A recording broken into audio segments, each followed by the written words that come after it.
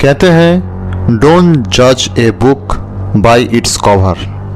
ये बात इंसानों पर भी लागू होती है।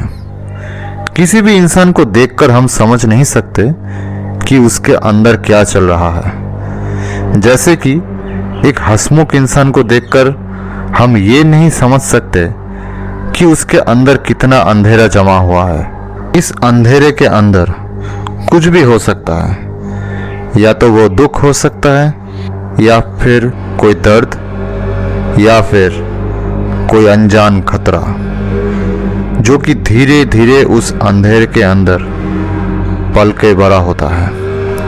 आज मैं आप लोगों के लिए एक ऐसी अंधेरे की कहानी लेके आया हूँ, और साथ में आपको ये भी पता चलेगा कि उस अंधेरे के अंदर कौन बस रहा है। शुरू होने जा रहा है आज की कहानी, आक्रोश।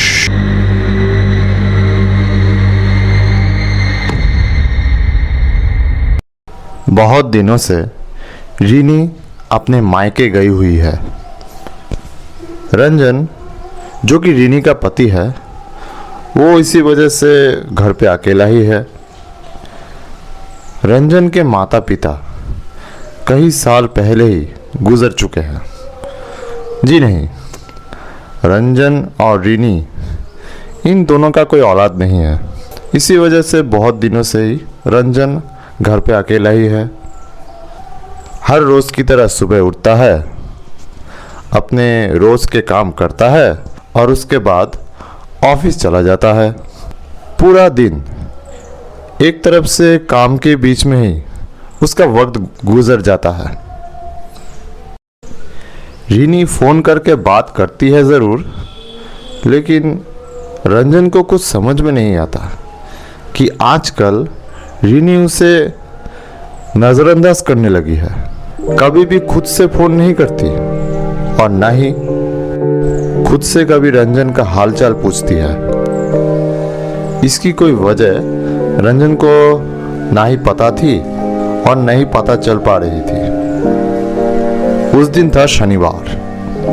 हर दिन की तरह रात का खाना खत्म करके रंजन सोने के लिए चला गया। ये आदत उसकी बहुत दिनों की है कि सोते वक्त उसे एक बुक पढ़ना ज़रूरी होता है।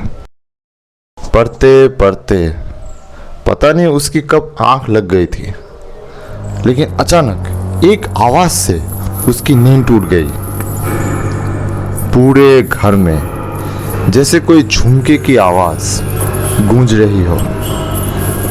रोशनी तब भी जल रही थी, लेकिन कुछ नज़र में नहीं आया। इसी वजह से पूरी रात रंजन सो नहीं पाया। एक तरफ से उसे जाग के बितानी पड़ी।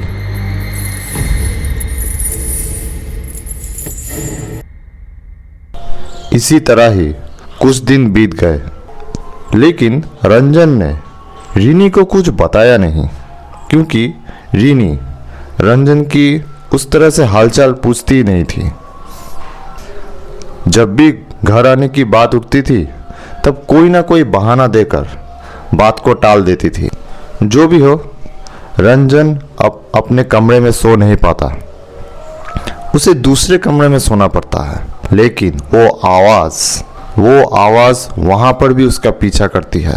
3 से 4 दिन हो चुके हैं, लेकिन वो आवाज़ जैसे बंद होने का नाम ही नहीं ले रही थी। अभी रंजन को डर लगने लगा था, और इसी वजह से उसने अपने कमरों को छोड़कर डाइनिंग में सोना सही समझा। लेकिन नींद उसे आ ही नहीं रही थी, और ऊपर से रीनी के साथ बढ़ती हुई दूरियां, जो कि एक चिंता का कारण बनती जा रही थी। जब भी वो सोचता है, तब भी वो पाता है कि इस कुछ साल के जिंदगी में उन दोनों के बीच में पति पत्नी का जो प्यार होता है वो कभी बना ही नहीं। और ऊपर से रात को होने वाली ये झुमके की आवाज़, जो कि हर दिन बढ़ते ही जा रहा था। रंजन की तबीयत ठीक नहीं जा रही। वो ऑफिस तो जाता है, लेकिन काम नहीं कर पाता। एक अजीब सी थकान हर वक्त उसके साथ चलती है। और सिर्फ वही नहीं, रीनी के मायके जाने के पहले से ही एक अजीब सा सरदर्द उसका पीछा छोड़ नहीं रही थी। सुबह सुबह रंजू अपने बाथरूम में जब ब्रश करके फ्रेश होके बाहर आता था, तब रीनी उसके हाथ में चाय का कप थमा देती थी, लेकिन खुद कभी नहीं पीती थी। जो भी हो, रंजन की तबीयत आज बहुत खराब है और इसी वजह से आज उसे जल्दी घर वापस आना पड़ा।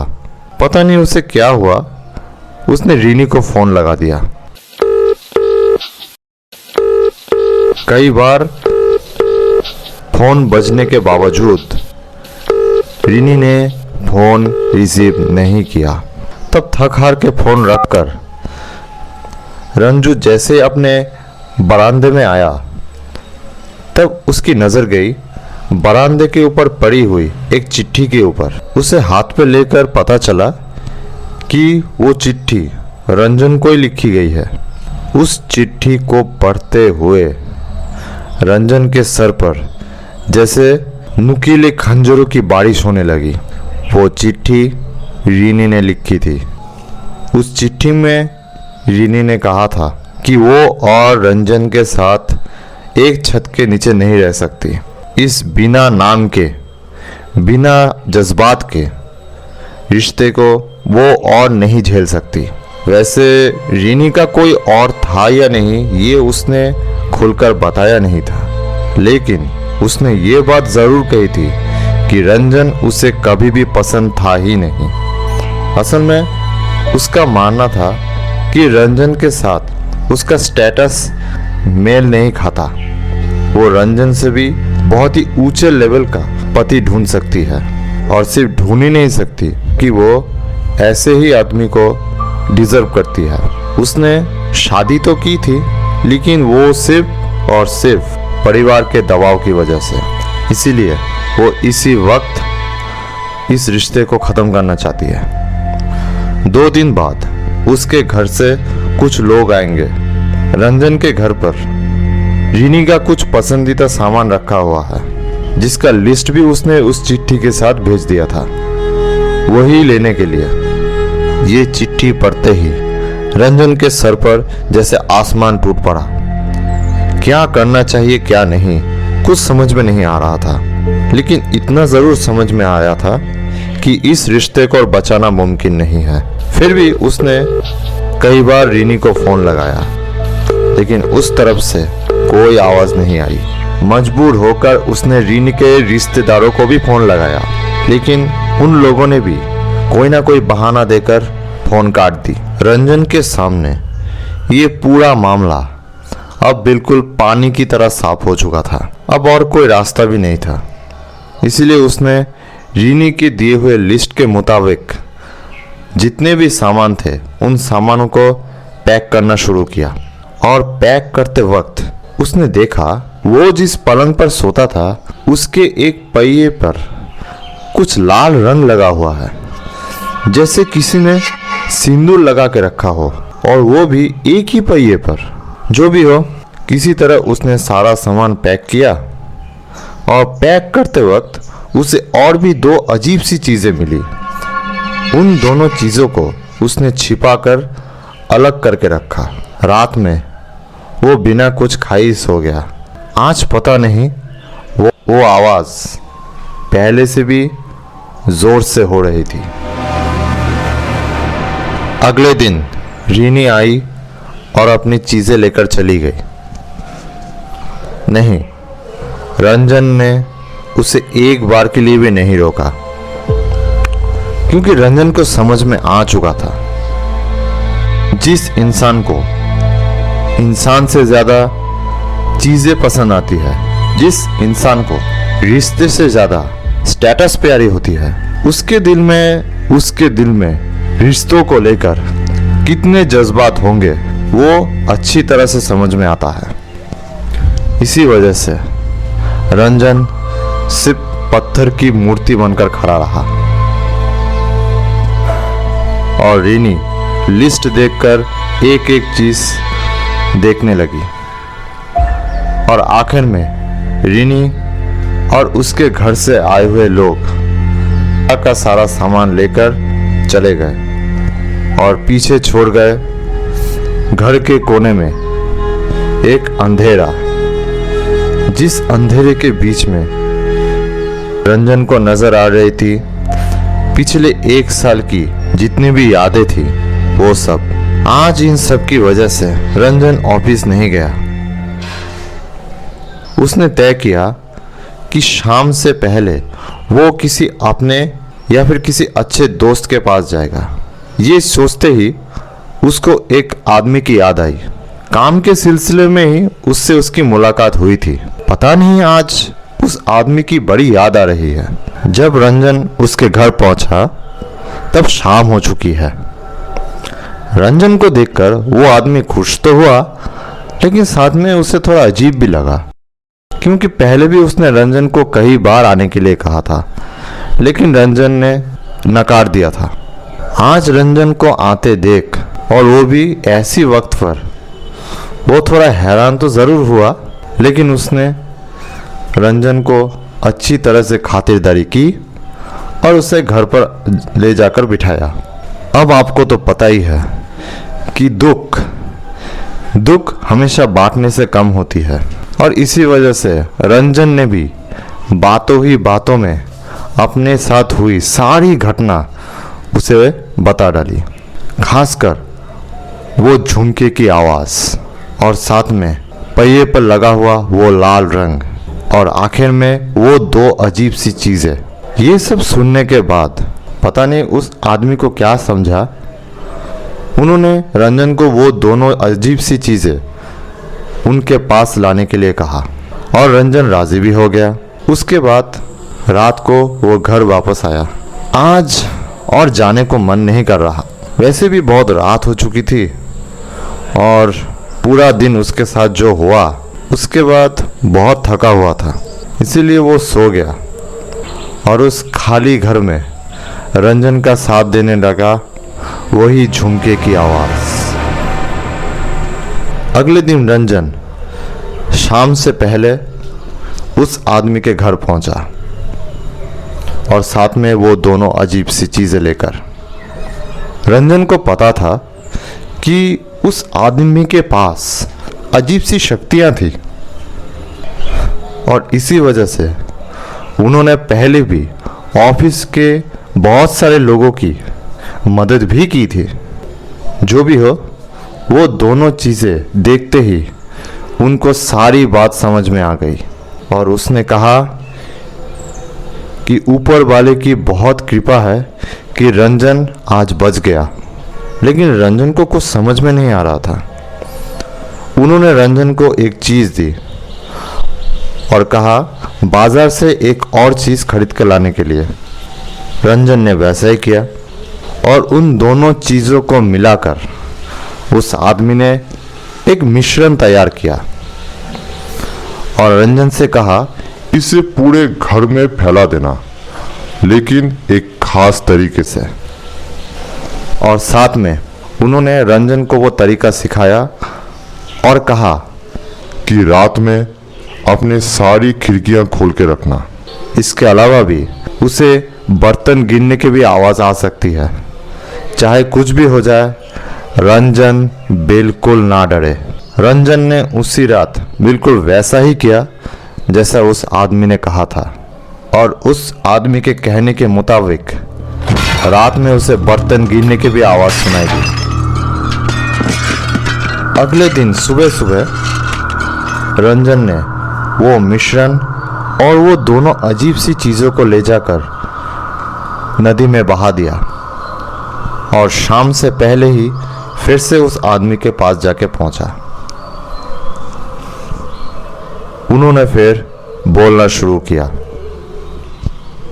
देखो बेटा, तुम मुझसे उम्र में बहुत छोटे हो, तुम्हारे शरीर में ताज़ा खून बहता है, लेकिन क्या तुम्हें पता है हम अपने इस सफ़ेद आंखों से इस दुनिया का जितना हिस्सा देखते हैं वो बहुत ही कम है।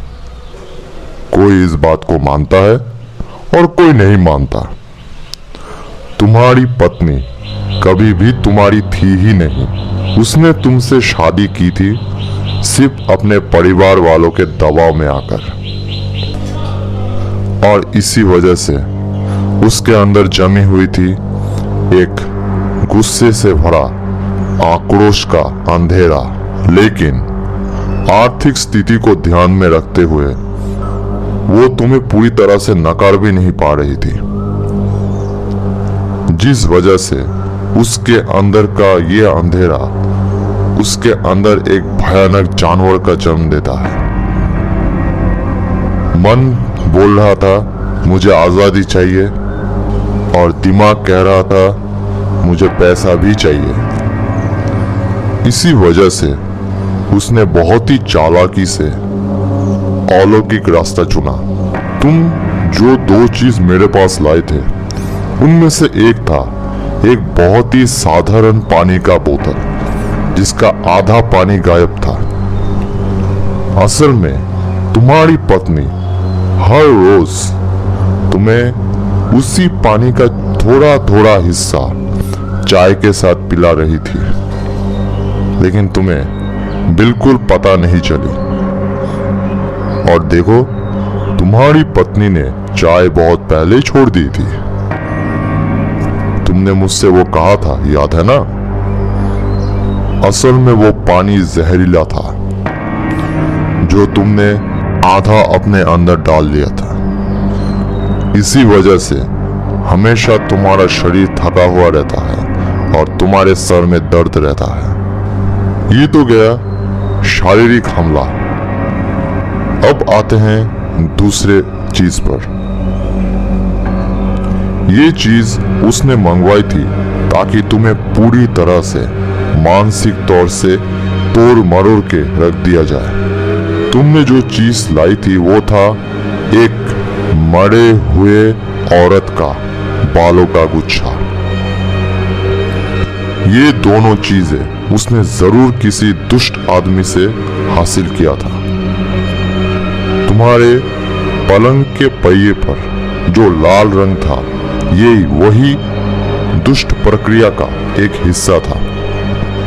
इसी तरह चलते चलते तुम मानसिक और शारीरिक तरीके से पूरी तरह से टूट जाते और फिर धीरे धीरे मौत के मुंह में समा जाते।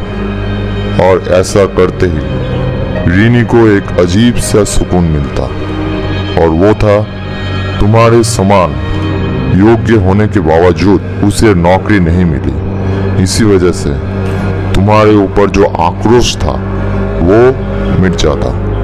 इन सभी घिनौने काम के पीछे साथ ही था रीनी के परिवार के लोग भी, क्योंकि इतना बड़ा काम अकेले करना नामुमकिन है।